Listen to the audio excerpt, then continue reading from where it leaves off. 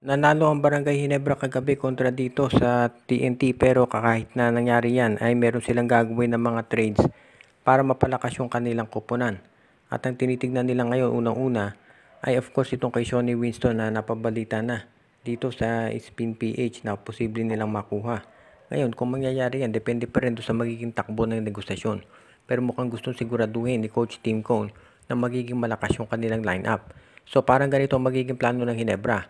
Una, kukunin nila ito si David Morel mula doon sa unrestricted free agency. Kung magbibigay ng waivers yung ibang team, makukuha nila si Morel. Pangalawa, kukunin nila itong si Sonny Winston mula dito sa Converge Fiber Xers. Ang medyo mahirap tong deal na to dahil kinakailangan ang Converge, independent team yan. So kailangan makapagbigay Ginebra ng maghusay na player o di kaya naman ay isang first round pick para dito kay Winston. Baka magsasama ng isa pang team para ito ay masakatuparan.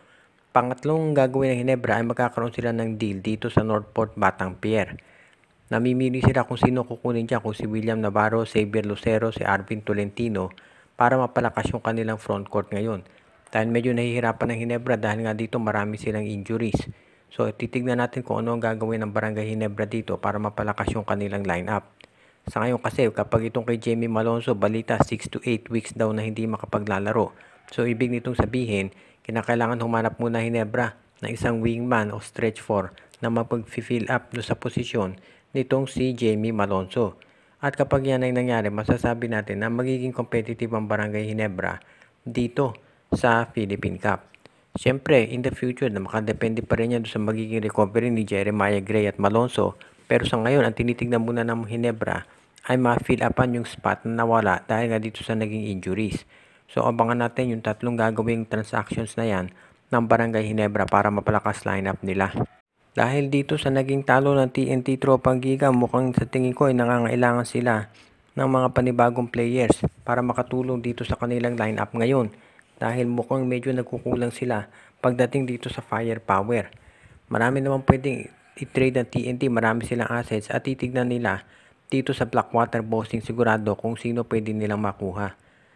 Nakita natin doon sa game kontra Ginebra kagabi na slow start ng TNT at nakulang talaga sila ng isang scorer. Kahit para na tayong sirang plaka dito pero talagang yung pagkawalan ni Mikey Williams malaking bagay kay Coach Chot Reyes. So sa ngayon naghahanap talaga sila ng isang player na pwedeng ipalit. At ang isang nakikita natin dyan of course ay itong si Reynan Batak o kaya si Robert Bolick.